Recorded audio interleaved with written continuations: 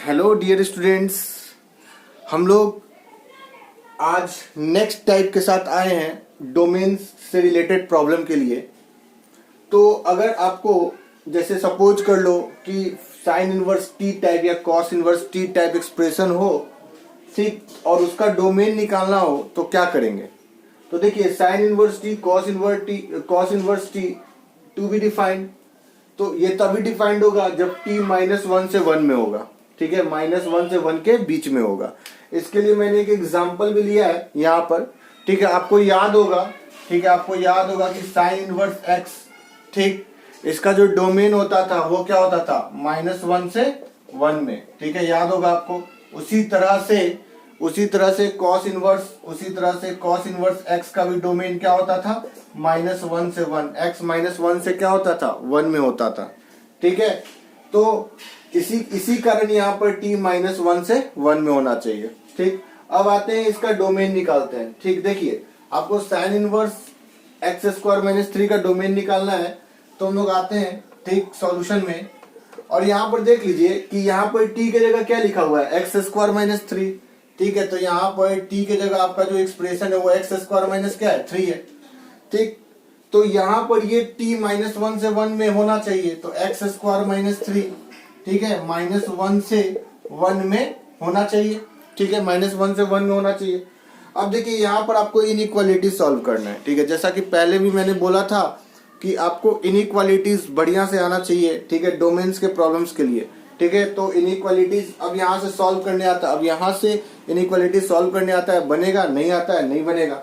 अब देखो, यहाँ पर दो पार्ट है, ठीक, तो इसको तो हम लोग ऐसे भी लिख सकते हैं ना। देखो, ऐसा इनइक्वालिटी तो सॉल्व किए ही होगे तुम लोग, तो 3 थ्रू आउट ऐड कर लो, ठीक है, 3 ऐड कर लो, तो -1 3, x² - 3 + 3 और 1 + 3, यहाँ से 3 से 3 कैंसिल हो गया, और आपका 2x² और यहाँ पर कितना आ गया, 4 आ गया, ठीक है। अब देखो, यहाँ से अब तुमको यहाँ से दो पार्ट्स में इसको सॉल्व करना है, ठीक है। दो पार्ट्स कैसे, एक बार तुमको क्या करना है, ठीक है, एक बार, ठीक, केस 1 लेके चलते हैं, केस 1, ठीक है। जब x² <= क्या होगा, क्या होगा, 4 होगा, ठीक। तो जब x² <= 4 होगा तो आता हो सॉल्व करने, ठीक है। ये क्या हो जाएगा हम लोग का, x² - 4 <= क्या होगा, 0, और ये क्या हो जाएगा, x + 2, और क्या हो जाएगा, x - 2 <= क्या हो गया, 0 हो गया, ठीक। अब यहाँ पर देखो, -2 2 वेवी कर्व अप्लाई कर लो, ठीक है, वेवी कर्व अप्लाई कर लो। तो यहाँ पर <= 0 वाला पार्ट चाहिए, तो यहाँ पर x बिलोंग्स टू क्या हो जाएगा हम लोग का, -2 से 2, ठीक है। यहाँ पर -2 और 2 पर क्या लगेगा, क्लोज्ड इंटरवल लगेगा, ठीक है। उसी तरह से सेकेंड पार्ट करते हैं, ये तो केस 1 का, ठीक है, केस 1 का रिजल्ट है, यहाँ पर केस 1 का रिजल्ट लिख लिया। अब केस 2 में आते हैं हम लोग, ठीक है। जब केस 2 में आते हैं, जब हम लोग केस 2 में आते हैं, तो देखिए, केस 2 में हम लोग आते हैं, तो केस 2 की अगर बात करें, ठीक है, तो यहाँ पर अब तुमको क्या लेना होगा, x² - 3 -1 से, यहाँ पर सॉरी, x², ये वाला पार्ट कर लो, ठीक है, 2 <= x², ठीक है, ये वाला पार्ट। अभी मैंने यहाँ पर क्या किया, ये वाला पार्ट किया है, यहाँ पर ये वाला पार्ट किया है। अब मैं क्या करूंगा, ये वाला पार्ट करूंगा, ठीक। तो 2 <= x², इसको तुम ऐसे भी लिख सकते हो ना, x² <= 2, और इसको तुम ऐसे भी लिख सकते हो, x² - 2 <= क्या हो गया, 0 हो गया। अब तुम इसको ऐसे भी लिख सकते हो, x प्लस फैक्टराइज करने आता है ना, फैक्टराइज कर लो, x + √2 x - √2 <= क्या हो गया, 0 हो गया, ठीक। अब यहाँ से वेवी कर्व आता ही होगा करने, ठीक है। यहाँ पर -√2, यहाँ पर √2 हो गया, प्लस माइनस प्लस हो गया। अब यहाँ से x बिलोंग्स टू क्या होगा तुम्हारा, ठीक है, x बिलोंग्स टू क्या होगा, पॉजिटिव पार्ट बोल रहा है, तो x बिलोंग्स टू क्या होगा, -∞ से -√2, और यूनियन क्या हो जाएगा, √2 से क्या हो गया, +∞। ये सेकेंड पार्ट हो गया, ठीक है, ये क्या हो गया, इसका सेकेंड पार्ट हो गया। अब तुमको क्या करना है, ठीक है, अब तुमको क्या करना है, दोनों पार्ट का तुमको क्या कर देना है, इंटरसेक्शन निकाल देना है। तो इंटरसेक्शन निकालने आता ही होगा, ठीक। देख लो यहाँ पर क्या करने वाले हम लोग, ठीक। यहाँ पर मैं जगह बना के कर लेता हूँ, ठीक, कि यहाँ पर ऐसा कुछ सिचुएशन दिया हुआ है, राइट, ऐसा कुछ है कि यहाँ पर -2 से 2 है, और -√2 है, √2 है, पहचानो, ठीक, कि -2 ऑफ कोर्स इधर होगा, ठीक, -√2 इधर होगा, ठीक है। फिर तुम्हारा √2 इधर होगा, 2 इधर होगा, ठीक है, 2 इधर होगा। अब देखो यहाँ पर, ठीक, यहाँ पर थोड़ा सा जगह बना लेते हैं, ठीक है, जगह कम है तो यहाँ पर हम लोग आ जाते हैं, ठीक है। इसको तुम लोग नोट कर लो ऊपर वाला को, इसके बाद हम लोग का यहाँ से प्रॉब्लम है, ठीक है। तो यहाँ पर हम लोग जगह बना के कर लेते हैं, ठीक है। यहाँ पर हम लोग क्या करने वाले हैं, देखो एक साथ इंटरसेक्शन पार्ट निकाल रहा हूं दोनों का, ठीक है। Domain of the function will be intersection of 1 and 2, यानी कॉमन पार्ट, यानी x का वो सेट ऑफ वैल्यूज जिस पर दोनों राजी हो जाए, मतलब ये भी राजी हो जाए, ठीक है, ठीक है, और ये भी वाला पार्ट राजी हो जाए और ये भी वाला पार्ट राजी हो जाए, राइट। तो अब यहाँ पर देख लो क्या होगा हम लोग का, -2 √2 और यहाँ पर क्या हो गया, 2 हो गया, ठीक है। यहाँ पर ठीक सारा कुछ जितना भी सॉल्यूशन उसको ले लिया। एक सॉल्यूशन -2 से 2 में है, राइट। एक सॉल्यूशन तुम्हारा -2 से 2 में है, क्लोज्ड इंटरवल है, तो क्लोज्ड इंटरवल है तो यहाँ पर इस तरह से डॉट दे देंगे, ठीक है, डॉट दे देंगे, क्लोज्ड इंटरवल है, ठीक। ये रहा हम लोग का, ठीक। और उसके बाद ये -∞ से -√2, यानी ऐसा कुछ, ठीक है, ऐसा कुछ, ठीक है। यहाँ भी क्लोज्ड इंटरवल देंगे, ठीक है। ये इस तरफ चला जाएगा, ठीक, ये इस तरफ चला जाएगा और ये इस तरफ चला जाएगा, ठीक, ये इस तरफ चला जाएगा, ठीक है। अब तुम ही देख लो कि कॉमन पार्ट क्या आ रहा है, ठीक है। प्रीवियस क्वेश्चंस भी मैंने लिया था, तुमको याद होगा, लॉग वाला, ठीक है, इस तरह का था, ठीक, लॉग, ठीक, x² - 5x + 6, इस तरह से मैंने लिया था, x² - 9, ठीक है। उसमें इसी तरह से करना था। तो बहुत सारे स्टूडेंट्स यहीं पर जाके फंस जाते हैं, जिसका इनइक्वालिटीज बढ़िया नहीं है, जिनको सॉल्व नहीं करने आता इनइक्वालिटीज, वो जाके डोमेन के क्वेश्चन में फंस जाएंगे, ठीक है। तो वो बेटर कर लो, बार बार एक ही बात बोल रहा हूँ, ठीक। अब देखो अगर कॉमन पार्ट्स की बात करें, कॉमन पार्ट्स की, तो तुम देख लो कॉमन पार्ट्स में क्या होगा तुम्हारा, ठीक। कॉमन पार्ट्स में देख लो ये वाला रीजन साफ साफ दिख रहा है, ठीक है, ये वाला रीजन साफ साफ दिख रहा है, और कौन रीजन, इन दोनों के बीच का रीजन साफ साफ दिख रहा है, ठीक है। तो कॉमन पार्ट यानी domain of the function will be, ठीक, यहाँ पर मैं लिख देता हूँ, domain of the function will be क्या होगा, -2 से माइनस, दोनों पर क्लोज्ड इंटरवल होगा, ठीक है, दोनों पर क्लोज्ड इंटरवल होगा। तो -2 से -√2, ठीक है, -2 से -√2, और फिर यूनियन में, ठीक है, इस तरह से यूनियन में √2 से 2, ठीक है, √2 से क्या कर लेंगे, 2 कर लेंगे, ठीक है। That will be the answer, ठीक है, ठीक है, ये होगा, ठीक है, ये हमारा आंसर हो गया। इस फंक्शन का जो डोमेन होगा वो x की वैल्यू यहीं से आएगी, ठीक है, इसको नोट कर लो।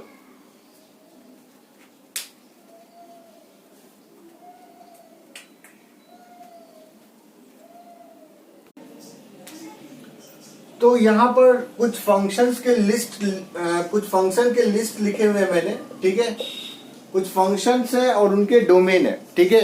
तो एक साथ मैंने लिख दिए हैं इसको, क्योंकि इन सभी जितने भी फंक्शन मैंने लिखे हैं ना, सबके ग्राफ्स मैंने बताए हैं, ठीक है, वो जाके एक बार देख लो, सबके ग्राफ्स मैंने बताए, ठीक है, वो जाके देख लो, तुमको पता चल जाएगा, ठीक है। इन सभी जितने भी फंक्शन है सबके डोमेन क्या होते हैं, -∞ से +∞, यानी r होते हैं, ठीक है। sin x की बात कर लो, cos x की बात कर लो, tan inverse x, cot inverse x, e⁻x, a⁻x, mod x, ये तो एक्सपोनेंशियल फंक्शन था, याद होगा तुमको, ठीक है। mod x हो गया, ग्रेटेस्ट इंटीजर फंक्शन हो गया, फ्रैक्शनल पार्ट फंक्शन हो गया, सिग्नम x हो गया, कोई भी पॉलिनोमियल फंक्शन हो गया, एनी पॉलिनोमियल फंक्शन, सबके डोमेन क्या होते हैं, r होते हैं। यानी जैसे मान लो एग्जांपल में तुमको कोई पूछे कि डोमेन ऑफ, ठीक है, ऐसा कुछ, डोमेन ऑफ, ठीक, fx, ठीक, x4 - 2x³ + 5x + 7, ठीक। तो ये तुम्हारा कौन सा फंक्शन है, पॉलिनोमियल फंक्शन है, देख सकते हो, ये 4 डिग्री वाली पॉलिनोमियल फंक्शन है, ठीक है। तो इसका आंसर में जो होगा, डोमेन का जो आंसर होगा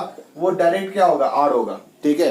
तो मतलब कहने का मतलब पॉलिनोमियल फंक्शन है तो सिंपल है, उसका डोमेन तुमको लगाना है, आंसर क्या होगा, r। उसी तरह से अगर मान लो कि सपोज कर लो ऐसा कोई एग्जांपल मैंने ले लिया, fx equals to greatest integer x - 2, ठीक है, ये ग्रेटेस्ट इंटीजर फंक्शन है, ठीक है। तो अब बोलोगे सर यहाँ पर तो बॉक्स x है, यहाँ पर तो बॉक्स x - 2 लिखे, उससे कोई फर्क नहीं पड़ता, ठीक है, -2 ऐड कर दो, ठीक है, ठीक, x - 2, यानी कुछ कांस्टेंट्स वगैरह अगर ऐड कर दो, कोई कांस्टेंट ऐड कर दो, तो उससे कोई फर्क नहीं पड़ेगा, ठीक है। वो क्यों नहीं फर्क पड़ेगा डोमेन पर, क्योंकि हम लोग जब ट्रांसफॉर्मेशन ऑफ ग्राफ सीखेंगे, ठीक है, ट्रांसफॉर्मेशन ऑफ ग्राफ, ठीक है, हम लोग को पढ़ना है, ठीक है। जैसे इस लेक्चर के बाद हम लोग स्टार्ट करेंगे डोमेन और रेंज का प्रॉब्लम्स कर लेंगे तब, राइट। तो उसमें हम लोग को देखने को मिलेगा क्यों इसके डोमेन पर कोई फर्क नहीं पड़ता अगर इसमें हम कोई कांस्टेंट क्या कर दे, ऐड कर दे या क्या कर दे, सबट्रैक्ट कर दे। तो अगर इसकी बात करें तो इसका भी डोमेन क्या होगा, इसका भी डोमेन क्या होगा, r होगा, ठीक। उसी तरह से अगर फ्रैक्शनल पार्ट फंक्शन की बात कर लो, ठीक है, उसमें भी यानी इसमें भी कोई कांस्टेंट जोड़ दे तब भी इस पे डोमेन पर कोई फर्क नहीं पड़ेगा, ठीक है, इसका भी डोमेन अभी भी क्या होगा, आर ही होगा, ठीक है। और कोई भी मॉडुलस फंक्शन है, मॉडुलस फंक्शन सपोज कर लो इसका डोमेन पूछ रहा है, सपोज कर लो इसका डोमेन पूछ रहा है या इसका डोमेन पूछ रहा है, बोले ना कि अगर कोई कांस्टेंट ऐड कर रहे हो, ठीक है, अगर कोई कांस्टेंट ऐड कर रहे हो तो इससे डोमेन पर कोई फर्क नहीं पड़ेगा, ठीक है। मतलब इसके पीछे क्या कारण है वो ट्रांसफॉर्मेशन ऑफ ग्राफ पढ़ाएंगे तो सब अपने आप समझ में आ जाएगा। यानी मैं कांस्टेंट जोड़ने की बात कर रहा हूँ, देखो यहाँ 2 सब्ट्रैक्ट किया, 3 ऐड किया, तो उसकी बात कर रहा हूँ मैं, ठीक है। तो ये हो गया हम लोग का, ठीक, इसको नोट कर लो।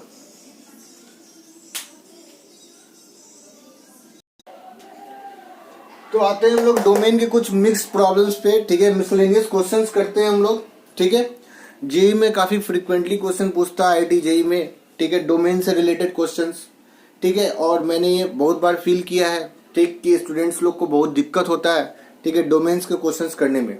इसके पीछे लॉजिक क्या है, कारण क्या है इसके पीछे, कि उनको इनइक्वालिटीज सॉल्व नहीं करने आता है, ठीक है, वेवी कर्व सही से सॉल्व नहीं करने आता है, ठीक, ये कारण होता है। दूसरा कारण है कि धीरे धीरे जब हम लोग आगे बढ़ेंगे तो जितना ग्राफ्स मैंने पढ़ाया आपको, ठीक है, वो तो एलिमेंट्री फंक्शंस के ग्राफ थे, ठीक है, आगे चल के हम लोग ग्राफिकल ट्रांसफॉर्मेशन वगैरह पढ़ते हैं, ठीक, तो और ज्यादा ग्राफ्स पे पकड़ आता है, ठीक, जब ग्राफ से पकड़ आता है तो जब ग्राफ से क्वेश्चंस करना सॉल्व करते हैं तो हम लोग का आसान हो जाता है ये टॉपिक डोमेन्स के, ठीक है। और रेंज जब पढ़ेंगे, ठीक, तो रेंज में तो और भी ज्यादा प्रॉब्लम्स होता है, ठीक है। तो इसके पीछे यही कारण है कि ग्राफ्स में बहुत, ग्राफ के कारण जिन बच्चों का ग्राफ अच्छा हो जाता है, ठीक है, वो डोमेन और रेंज के प्रॉब्लम में नहीं फंसते हैं, ठीक है। और आपका इनइक्वालिटीज तो बढ़िया होना ही चाहिए, ठीक है। तो चलो देखते हैं हम लोग, ठीक। हाँ, एक और बात की पिडलिपको है, ठीक, पिडलिपको एक बुक है, ठीक, तो वो भी आप फॉलो करें। इनइक्वालिटीज, उसमें ढेर सारा इनइक्वालिटीज है, लॉगरिथमिक इनइक्वालिटीज है, स्क्वायर रूट इनइक्वालिटीज है, राइट, पिडलिपको के बुक में, वहां पर जाके सॉल्व करें, ठीक है। वो सारे क्वेश्चंस बहुत इंपॉर्टेंट क्वेश्चंस है वहां पर, ठीक है, 0 लेवल से हाई लेवल पे उठाया है, तो वो सब जाके सॉल्व करे, तो इससे आपका इनइक्वालिटीज पे पकड़ आएगा। और जैसे ही इनइक्वालिटीज पे पकड़ आएगा, ठीक है, वैसे ही आपके डोमेन्स के क्वेश्चंस आसानी से होने शुरू हो जाएंगे, ठीक है। तो स्टूडेंट्स, हम लोग आते हैं डोमेन के मिक्स प्रॉब्लम्स पे, राइट। तो अब देखते हैं क्वेश्चंस, स्टार्ट करते हैं क्वेश्चन नंबर 1, राइट। तो हम लोग क्वेश्चन नंबर 1 से स्टार्ट करते हैं। तो 1/ln(x) की अगर बात करें, 1/ln(x) की, तो ये डिफाइंड कब होगा आपको, ठीक। तो ये तो एक्सप्रेशन 1/t टाइप है, ठीक है, 1/t, तो 1/t टाइप है, इसमें t को डिफाइंड होना चाहिए सबसे पहले, ठीक। तो t को डिफाइंड होना चाहिए, तो t को डिफाइंड होने के लिए यानी ln(x) डिफाइंड कब होगा, जब x ग्रेटर देन क्या होगा, 0 होगा। तो पहला वाला पार्ट कि x ग्रेटर देन क्या होना चाहिए, 0 होना चाहिए। दूसरा वाला पार्ट कि ये 1/ln(x), ये ln(x) आपका 0 के बराबर नहीं होना चाहिए, डिनोमिनेटर वाला पार्ट 0 के बराबर नहीं होना चाहिए। तो ln(x) कभी भी 0 के बराबर नहीं होना चाहिए। तो आप खुद से पूछो कि ln(x) 0 के बराबर कब होता है, ठीक है, x = 1 पर ln(1) क्या होता है, 0 होता है, राइट।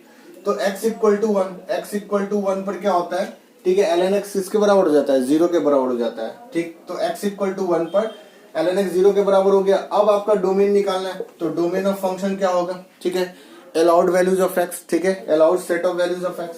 तो डोमेन ऑफ फंक्शन क्या होगा, x ग्रेटर देन 0 है, राइट, और 1 नहीं होना चाहिए, क्योंकि 1 पर ये क्या हो जाएगा, 0 के बराबर हो जाएगा। मैं लिख देता हूं, ठीक है, x नेवर इक्वल टू 1। तो इसका डोमेन जो होगा वो 0 से क्या होगा, इन्फिनिटी, और एक्सेप्ट क्या हो जाएगा, 1 हो जाएगा, ठीक है। 0 से इन्फिनिटी एक्सेप्ट 1, इसको आप ऐसे भी लिख सकते हो, ऐसे भी लिख सकते हो, 0 से 1, और यूनियन क्या लिख सकते हो, 1 से क्या लिख सकते हो, प्लस इन्फिनिटी, ठीक है। तो ये पहला वाला क्वेश्चन आपका हो गया, ठीक। दूसरा नंबर क्वेश्चन का एक्सप्लेनेशन देखते हैं, ठीक है। देखो यहाँ पर जो भी इस तरह से लिखा हुआ है ना, ये मैं बता देता हूँ ऐसे करके, ठीक है, ऐसे करके लिखा हुआ है या बॉक्स लिख के, ठीक है, ये ग्रेटेस्ट इंटीजर फंक्शन है या फ्रैक्शनल पार्ट फंक्शन है, राइट। ये सब बता चुका हूं मैं, बुक्स वगैरह में ऐसे करके दे देगा और बोलेगा this denotes fractional part function, this denotes greatest integer function, ठीक है। बुक वगैरह में सब कुछ लिखा पाया जाएगा, ठीक है, लिखा हुआ मिलेगा तुमको, ठीक। अभी मैं बस एक्सप्लेनेशन कर देता हूँ कुछ इंपॉर्टेंट कुछ क्वेश्चंस का, ठीक। तो यहाँ पर ln fractional part of x है, ठीक, ये वाला क्वेश्चन देख लो, ठीक, ln fractional part of x, ठीक है। इस फंक्शन का क्या निकालना है, डोमेन निकालना है, ठीक है। कैसे निकालोगे डोमेन इसका, सोचो, ठीक है, इस क्वेश्चन का डोमेन तुम कैसे निकालोगे, ठीक। यहाँ पर तुम सबसे पहले देखोगे कि यहाँ पर ln जो अपने इनपुट है, ln का जो इनपुट है वो फ्रैक्शनल पार्ट x है, और फ्रैक्शनल पार्ट फंक्शन का जो इनपुट यहाँ पर देखो x है, ठीक। तो सबसे पहले फ्रैक्शनल पार्ट फंक्शन का बोला था ना, डोमेन और रेंज एलिमेंट्री फंक्शन का बढ़िया से याद कर लेना जितना बताया था। तो यहाँ पर फ्रैक्शनल पार्ट एक्स है, ठीक। तो यहाँ पर फ्रैक्शनल पार्ट फंक्शन तो एक्स के हर वैल्यूज पर क्या होता है, डिफाइंड होता है। तो यहाँ पर एक्स, तो यहाँ फ्रैक्शनल पार्ट फंक्शन जो होता है, ठीक है, वो तो डिफाइंड होता है ना, defined for all x belongs to R, ठीक है। फ्रैक्शनल पार्ट फंक्शन तो डिफाइंड होता है ना, all x belongs to R. अब आते हैं एलएन के अंदर, एलएन के अंदर फ्रैक्शनल पार्ट एक्स है, ठीक है। तो ये एलएन का इनपुट हमेशा क्या होना चाहिए, 0 से बड़ा होना चाहिए, ठीक है। लॉग का इनपुट हमेशा 0 से बड़ा होना चाहिए, यानी ये 0 से बड़ा होना चाहिए, ठीक है। और फ्रैक्शनल पार्ट एक्स ये क्या बोल रहा है, फ्रैक्शनल पार्ट एक्स 0 से क्या होना चाहिए, बड़ा होना चाहिए, ठीक है। तो फ्रैक्शनल पार्ट एक्स तो 0 से हमेशा बड़ा होता है, ठीक है, और 0 भी होता है, ठीक। तो अब देखो यहाँ पर मेन ट्विस्ट क्या है, यहाँ पर सोचने वाली बात क्या है, बस देखना ध्यान से, ठीक है, कि अगर यहाँ fractional part x greater than 0 होता है, और अब बताओ फ्रैक्शनल पार्ट एक्स बेसिकली पाया कहां से कहां तक जाता है, बताओ, ठीक है। 0 से 1 में होता है ना, फ्रैक्शनल पार्ट फंक्शन का रेंज होता है ना 0 से 1, होता है कि नहीं होता है। अब तुम ही बताओ, ये बोल रहा है कि 0 से बड़ा होना चाहिए, ठीक है, लेकिन प्रॉब्लम क्या है ना, फ्रैक्शनल पार्ट फंक्शन के साथ ये 0 भी हो जाता है, ठीक है। तो ये 0 भी हो जाता है, तो भाई 0 नहीं होना चाहिए, यहाँ पर ये 0 नहीं होना चाहिए, ठीक है, क्योंकि अगर ये 0 हो जाएगा तो ln 0, ठीक है। अगर फ्रैक्शनल पार्ट फंक्शन का आउटपुट अगर 0 हो गया तो ln 0 क्या हो जाएगा, अनडिफाइंड हो जाएगा ना, ठीक है, ln 0 अनडिफाइंड हो जाएगा। तो इसी कारण ये 0 नहीं होना चाहिए, ठीक। तो खुद से पूछो कि फ्रैक्शनल पार्ट फंक्शन 0 कब होता है, जब x क्या होता है, इंटीजर होता है, क्या होता है, इंटीजर। तो fractional part x equal to क्या होता है, 0, ठीक है, वेन, ठीक है, वेन x बिलोंग्स टू क्या होता है, इंटीजर होता है, ठीक है। तो अब इसका मतलब कि यहाँ पर अगर मैं इंटीग्रल वैल्यू डालता हूँ, ठीक है, इंटीग्रल वैल्यू डालता हूँ, यानी अगर 4 डालता हूँ, ठीक है, तो फ्रैक्शनल पार्ट ऑफ 4 क्या हो जाएगा, 0, ठीक है। और इसका फ्रैक्शनल पार्ट ऑफ 4 क्या हो जाएगा, 0। इसका मतलब ln के अंदर क्या आ जाएगा, 0 आ जाएगा, ln के इनपुट में क्या आ जाएगा, 0 आ जाएगा, और ये फंक्शन क्या हो जाएगा, अनडिफाइंड हो जाएगा। इसी कारण x के जगह हर रियल नंबर्स रख सकते हो तुम, ठीक है, केवल इंटीजर्स नहीं रख सकते, ठीक है। x के जगह यहाँ पर जो इनपुट x देख रहे हो, ठीक है, उसके जगह हर रियल नंबर्स रख सकते हो तुम, ठीक है, एक्सेप्ट इंटीजर। तो डोमेन ऑफ फंक्शन क्या होगा, यहाँ पर डोमेन ऑफ फंक्शंस क्या होगा, all real number except integer, ठीक है। किसी किसी बुक में इंटीजर को किससे, जेड से भी डिनोट करता है, ठीक है। तो आई से भी कर सकते हो, जेड से भी कर सकते हो, कोई प्रॉब्लम नहीं है, but answer will be all real number except integers. तुम चेक करके भी देख लो, ठीक है, तुम चेक करके देख लो, ठीक है। तुमको लगता है कि रियल नंबर, कोई भी रियल नंबर उठा लो तुम, ठीक है, -5.7 उठा लो, इंटीजर को छोड़ के कुछ भी उठाओ, राइट, इंटीजर को छोड़ के तुम कुछ भी उठाओ, 5.7 ले लो, राइट, 5.7।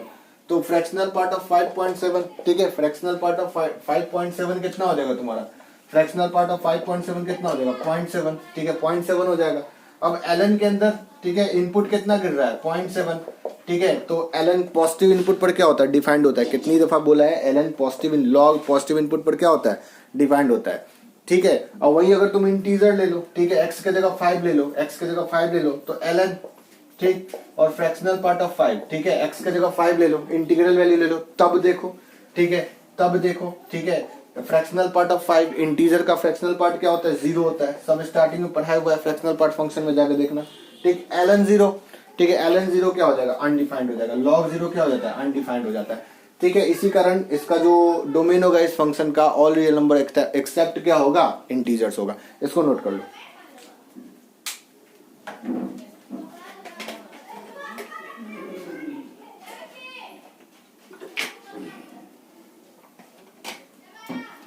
हम लोग थर्ड क्वेश्चन की तरफ आ जाते हैं, ठीक है।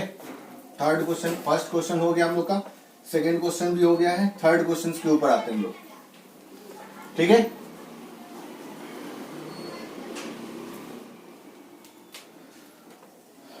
तो हम लोग आते हैं थर्ड क्वेश्चन की तरफ। थर्ड क्वेश्चन में क्या दिया हुआ है तुम्हारा, y equal to ln fractional part of ln x, ठीक है। बाहर में यहाँ पर फ्रैक्शनल पार्ट फंक्शन लगा हुआ है, बाहर में, ठीक। तो देखो यहाँ पर सबसे पहले तुम क्या काम करोगे, तुम देखोगे कि ln x, ठीक है, ln x डिफाइंड है कि नहीं। ln x हमेशा डिफाइंड नहीं है, कब डिफाइंड है, जब x ग्रेटर देन क्या है, 0, ठीक है। जब x ग्रेटर देन 0 है तो पहली बात ये ln x, ठीक है, ln x क्या होगा, ln x will be defined, ठीक है, विल बी डिफाइंड, ठीक है, व्हेन x ग्रेटर देन क्या होगा, 0 होगा, ठीक है। अब तुम एक चीज देखो, ठीक है, अब ln x तभी डिफाइंड होगा जब x ग्रेटर देन 0 होगा, ठीक है। अब तुम बताओ कि यहाँ पर ln x किस तरह का वैल्यू प्रोड्यूस करता है, यानी फ्रैक्शनल पार्ट फंक्शंस के जो इनपुट में ना, इनपुट में कौन है, ln x है। फ्रैक्शनल पार्ट फंक्शंस के इनपुट में क्या है, ln x है। और ln x किस तरह का वैल्यू प्रोड्यूस करता है, पॉजिटिव वैल्यू भी प्रोड्यूस करता है, निगेटिव वैल्यू भी प्रोड्यूस करता है, राइट। तो तुम ln x positive value produce करता है, निगेटिव वैल्यू प्रोड्यूस करता है, जीरो भी प्रोड्यूस करता है। अब तुम ही सोचो फ्रैक्शनल पार्ट फंक्शन के अंदर तुम पॉजिटिव वैल्यू लो या निगेटिव वैल्यू लो या जीरो लो, ठीक है, कुछ भी ले लो भैया, ठीक है, कुछ भी ले लो, फ्रैक्शनल पार्ट फंक्शन हमेशा क्या होगा, डिफाइंड होगा। इसका मतलब कि इसका जो डोमेन होगा, इस क्वेश्चन का जो डोमेन होगा, ठीक, इस क्वेश्चन का जो डोमेन होगा वो जीरो से क्या होगा, प्लस इंफिनिटी होगा, ठीक है। तुम खुद भी चेक करके देख सकते हो, ठीक है, ठीक, तुम खुद भी यहाँ पर चेक करके देख सकते हो कि कोई भी पॉजिटिव वैल्यू लो, कोई भी पॉजिटिव वैल्यू लो, और कोई भी पॉजिटिव वैल्यू लोगे तो ln x या तो पॉजिटिव वैल्यू देगा या तो निगेटिव वैल्यू देगा या तो जीरो देगा, ठीक है। और फ्रैक्शनल पार्ट फंक्शन अपने इनपुट में किसी भी पॉजिटिव वैल्यू, हर तरह का वैल्यू ले सकता है, पॉजिटिव निगेटिव जीरो, क्योंकि फ्रैक्शनल पार्ट फंक्शन का जो डोमेन होता है वो क्या होता है, r होता है, ठीक है। तो इसका आंसर जीरो से इन्फिनिटी हो गया, राइट। अब आते हैं हम लोग थर्ड नंबर क्वेश्चन हो गया, फोर्थ नंबर क्वेश्चन पे आते हैं, फोर्थ नंबर क्वेश्चन पे, ठीक है। देखते हैं हम लोग, ठीक है, इसको हम लोग बोलते हैं कंपोजिट फंक्शन, ठीक है, ठीक है। अगर आप तुम 12th कर चुके होगे तो ज्यादा दिक्कत नहीं हो रहा होगा समझने में, ठीक है। और अगर तुम 12th में होगे अभी, ठीक, तो अभी अगर थोड़ा मोड़ा दिक्कत भी होगा तो बाद में क्लियर हो जाएगा, ठीक है। 12th पास स्टूडेंट के लिए सब कुछ क्लियर है, इसमें कोई दिक्कत नहीं होना चाहिए, ठीक है। 12th के लिए थोड़ा सा ये है, ठीक, बट घबराए नहीं, ठीक है, घबराए नहीं, धीरे धीरे सब कुछ, अगर कुछ नहीं समझ में आ रहा है तो बाद में अपने आप क्लियर हो जाएगा। कंपोजिट फंक्शन हम लोग को बाद में पढ़ना है, ठीक। फिर भी कुछ इंपॉर्टेंट क्वेश्चंस आप अरिहंत वगैरह में देखेंगे, स्टार्टिंग में ही ये सब क्वेश्चन दिया हुआ है, ठीक है। सिंगेज वगैरह में देखेंगे तो स्टार्टिंग में ये सब क्वेश्चन दिया हुआ है, वहां पर वो, ठीक है। आपको मैं ऐसा नहीं पहले कंपोजिट फंक्शन पढ़ा दूं उसके बाद, ठीक है, धीरे धीरे हम लोग आगे बढ़ेंगे, ठीक। तो अब यहाँ पर आते हैं इस फंक्शन की तरफ, ठीक। तो एफ एक्स इक्वल टू 1/, ये ऑफ कोर्स क्या है, ये क्या है हम लोग का ग्रेटेस्ट इंटीजर फंक्शन है, ठीक है। अब देखिए यहाँ पर, ठीक है, आपके दिमाग में सबसे पहले दिमाग में क्या आना चाहिए कि भैया ये डिनोमिनेटर जीरो नहीं होना चाहिए, ठीक है भाई, डिनोमिनेटर जीरो नहीं होना चाहिए। तो डिनोमिनेटर और ग्रेटेस्ट इंटीजर फंक्शन तो हमेशा डिफाइंड है। ग्रेटेस्ट इंटीजर फंक्शन का डोमेन क्या होता है, ऑल रियल नंबर्स, राइट। तो अब इसमें बस प्रॉब्लम क्या हो गया कि भाई ये वाला पोर्शन ना, ये डिनोमिनेटर जीरो नहीं होना चाहिए, राइट। तो डिनोमिनेटर जीरो नहीं होना चाहिए, तो तुम देखो डिनोमिनेटर जीरो कब है, ठीक है, डिनोमिनेटर जीरो कब है। तो देखो डिनोमिनेटर तुम्हारा जीरो कब है, ठीक, ठीक। तो कहने का मतलब x के किस सेट ऑफ वैल्यूज के लिए डिनोमिनेटर जीरो आ रहा है, ठीक। तो यहाँ पर तो तुमको प्रॉपर्टीज याद करना होगा ग्रेटेस्ट इंटीजर फंक्शन का, प्रॉपर्टीज की ग्रेटेस्ट इंटीजर x, यहाँ पर ग्रेटेस्ट इंटीजर ऑफ x कभी भी 1 के बराबर नहीं होना चाहिए, क्योंकि 1 कैंसिल होकर क्या दे देगा, जीरो, और 1/0 क्या हो जाएगा, अनडिफाइंड हो जाएगा, राइट। तो fractional part greatest integer x equal to 1, ठीक। ये x के किस सेट ऑफ वैल्यूज के लिए होता है, 1 से लेके 2 तक के लिए, ठीक है। आपको याद होगा, प्रॉपर्टी जाके देखो, आपको अपने आप समझ में आ जाएगा, प्रॉपर्टी जाके देखो बस, ठीक। तो यहाँ पर अगर x की वैल्यू इस रेंज में रही, यानी 1 से 2, यानी इंक्लूडिंग 1 एंड एक्सक्लूडिंग 2, इस रेंज में रही, तो ग्रेटेस्ट इंटीजर फंक्शन क्या प्रोड्यूस करेगा, 1, और 1 माइनस 1 क्या हो जाएगा, 0 हो जाएगा, और फंक्शन अनडिफाइंड हो जाएगा। तो अब कहने का मतलब है कि इस फंक्शन का डोमेन अगर तुम निकालो तो कैसे निकालोगे, तो तुम क्या बोलोगे, all real numbers accept the values line between 1 से 2, ठीक है, ठीक। अगर तुम, ठीक है, इसको, ठीक है, x की इस वैल्यू 1 से 2, ठीक है, इस सेट ऑफ वैल्यूज यानी 1 से 2 की कोई वैल्यू को छोड़ के तुम कोई भी रियल नंबर्स डालते हो, तुमको कोई प्रॉब्लम नहीं होगा, फंक्शन हमेशा क्या होगा, डिफाइंड होगा, ठीक है। लेकिन इस रेंज से अगर वैल्यू, यानी कहने का मतलब तुम यहां से इस रेंज की वैल्यू, यानी यहाँ पर ऑब्वियसली डॉट होगा और यहाँ पर क्या हो जाएगा, ओपन हो जाएगा, ठीक है, ठीक, यहाँ पर ओपन हो जाएगा। तो इस रेंज से यानी 1 से 2 में कोई भी रियल नंबर्स तुम उठा के डालोगे, ठीक है, ऑफ कोर्स ये तुम्हारे फंक्शन डिनोमिनेटर को क्या बना देगा, जीरो बना देगा। तो इधर से यानी इधर से इधर की वैल्यू हमको नहीं चाहिए, ठीक है। देखो यहाँ पर 2 चलेगा, 2 कोई प्रॉब्लम नहीं है, 2 चलेगा, 2 चलेगा, क्योंकि 2 पर यहाँ पर क्या है, ओपन है, ठीक है, 2 पर यहाँ पर क्या है, ओपन है, देखो यहाँ पर ओपन बना है, ठीक, ठीक है। तो यहाँ से यहाँ की वैल्यू नहीं चलेगी, बाकी हर वैल्यू चलेगी, तुम कहीं से भी उठा लो, ठीक है, कहीं से भी, माइनस इंफिनिटी से 1 की वैल्यू उठा लो, फिर 2 से इंफिनिटी की वैल्यू उठा लो, कोई दिक्कत नहीं है। तो तुम्हारा ये आंसर है, और हो सकता है कि बुक वगैरह में देखो तो तुमको ऐसे भी लिखे ये आंसर, माइनस इंफिनिटी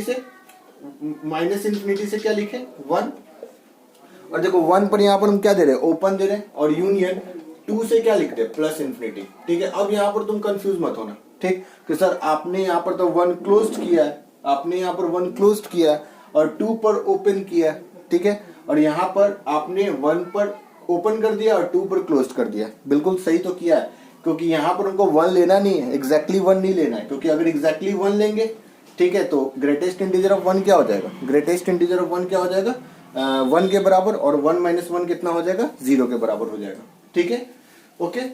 तो ये हो गया। उसी तरह से यहाँ पर अगर देख लो, ठीक, तुम एग्जैक्टली 2 ले सकते हो, एग्जैक्टली 2 ले लो, कोई प्रॉब्लम नहीं है, ठीक। तो वही बात है, अगर तुमको इंटरवल्स वगैरह ये करने आता है तो मेरे को बताने की जरूरत नहीं है सर, राइट, ठीक, ये सब अगर समझ में आता है तुमको, ठीक। तो ये हो गया हम लोग का 4th नंबर प्रॉब्लम हो गया। अब 5th नंबर प्रॉब्लम पे आते हैं, ठीक है, इसको देख लो, इसको नोट कर लो, ठीक। 5th नंबर प्रॉब्लम पर आते हैं हम लोग, ठीक है। 5th नंबर प्रॉब्लम 1 बाई, ठीक है, 2 ग्रेटेस्ट इंटीजर एक्स प्लस 1, ठीक है। इसका तुमको क्या निकालना है, डोमेन निकालना है, ठीक है।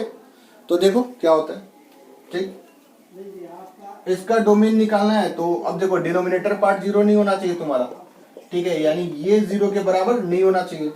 तो चलो हम देखते हैं कि ये 0 के बराबर कब है, ठीक है, अपना अपना तरीका होता है। पहले देख लो 0 के बराबर कब है, यानी x के किस सेट ऑफ वैल्यूज के लिए क्या है, 0 के बराबर है, ठीक है।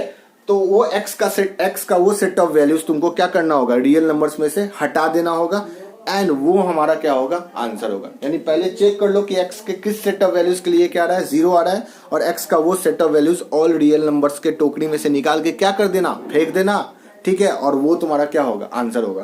तो देखते हैं यहाँ पर, तो 2 ग्रेटेस्ट, अब देखो इसको सॉल्व करते हैं, तो 2 greatest integer x equal to कितना हो गया, -1, और greatest integer x equal to क्या हो जाएगा, -1/2, ठीक है। अब greatest integer of x equal to -1/2। अब तुम सोचो जरा, ठीक है, greatest integer of x equal to -1/2 के बराबर तो ऐसे भी कभी नहीं होता, क्योंकि ग्रेटेस्ट इंटीजर हमेशा क्या वैल्यू प्रोड्यूस करता है, इंटीग्रल वैल्यू प्रोड्यूस करता है।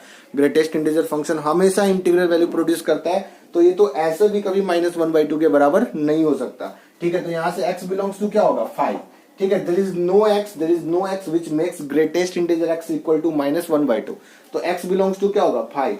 अब इसका मतलब, अब तुम्हारा डोमेन, हम क्या बोले कि अब डोमेन, इसका आंसर कैसे होगा, कैसे निकालेंगे। यहाँ पर क्या किए थे, देखो यहाँ पर क्या किए थे, पहले ये पता कर लिए थे कि x के किस सेट ऑफ वैल्यूज के लिए ये तुम्हारा डिनोमिनेटर क्या हो रहा है, 0। मेरे को x का वो सेट ऑफ वैल्यूज पता चल गया। अब रियल नंबर के बास्केट में से मैंने ये सेट ऑफ वैल्यूज निकाल के क्या कर दिया, फेंक दिया, और वो हम लोग का क्या होगा, आंसर होगा, ठीक है। वही बात यहाँ पर हो रही है, ठीक है। अब रियल नंबर के बास्केट से तुम 5 को फेंको, ठीक है। तो अब सेट वगैरह में तो सीखे हो ना भैया, रियल नंबर के बास्केट में से अगर तुम 5 को फेंक भी दोगे तो क्या बचेगा, रियल नंबर ही बचेगा, ठीक है, सिंपल सी बात है। तो इसका मतलब क्या हुआ कि डोमेन ऑफ द फंक्शन क्या होगा इसका, ऑल रियल नंबर्स, ठीक है।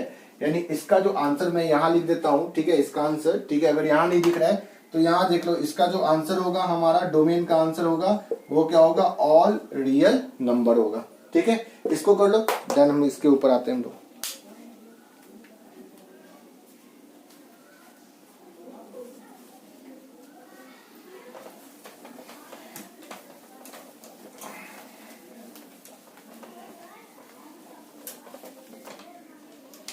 ठीक है, लास्ट क्वेश्चन हम लोग का था कुछ इस तरह से, fx equal to 1 by great mod x minus x, ठीक है, ये था, ठीक है, ये क्वेश्चन था, ठीक है। देखो ये क्वेश्चंस को कैसे सॉल्व करेंगे, ठीक है। तो कहने का मतलब ये वो वाला पार्ट है जो मैंने बताया था तुमको, याद होगा, 1 by square root of t, ठीक है।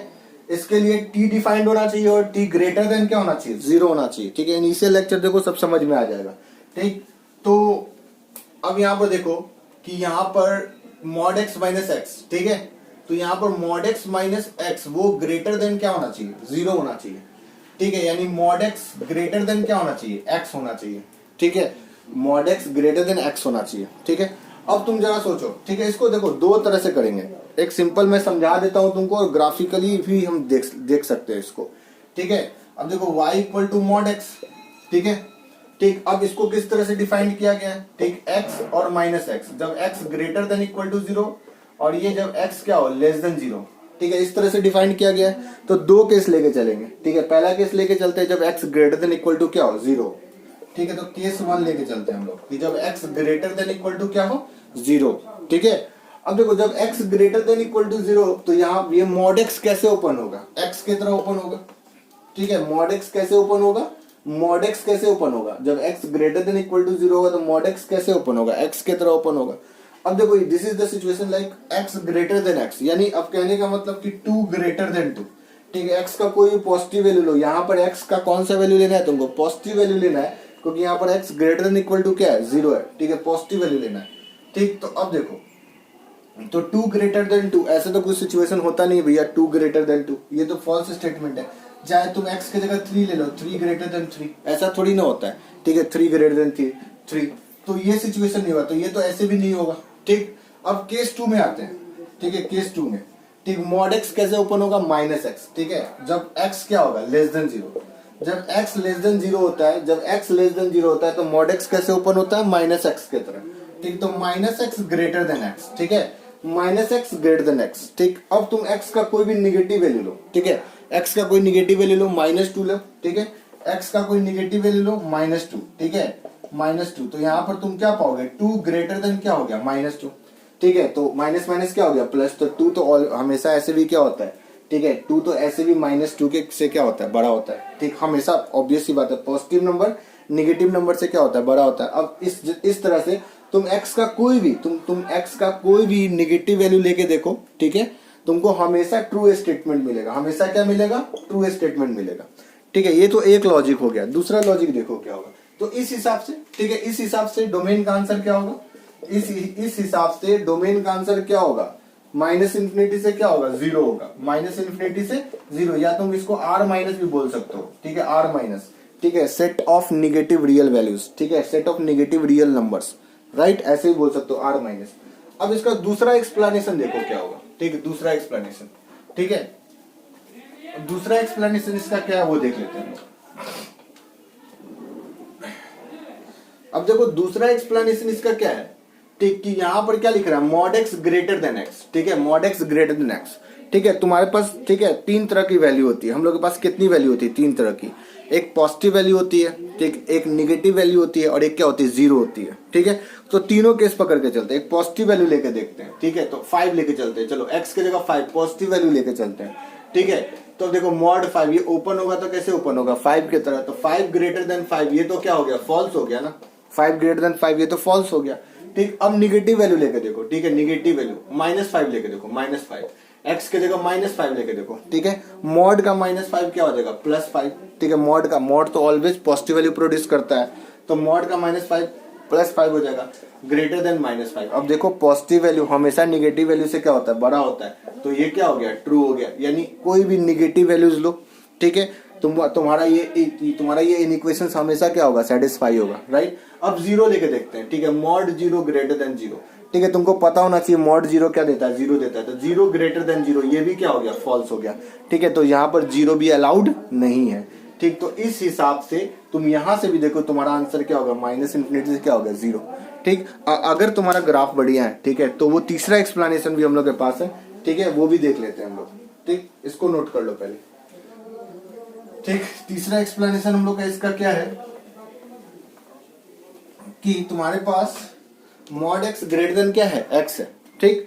अब तुमको यहाँ पर 2 ग्राफ बना लेना चाहिए, ठीक है, y equal to mod x का and y equal to x का, ठीक है, दोनों ग्राफ बनाओ, ठीक है, दोनों ग्राफ बनाओ, बहुत आसान ग्राफ है, ठीक है, बहुत बड़ी बात नहीं है यहाँ पर, ठीक। तो तुमने, ठीक, मॉड x का ग्राफ बना लिया पहले, ठीक, ये तुम्हारा मॉड x का ग्राफ है, राइट, मॉड x का ग्राफ है।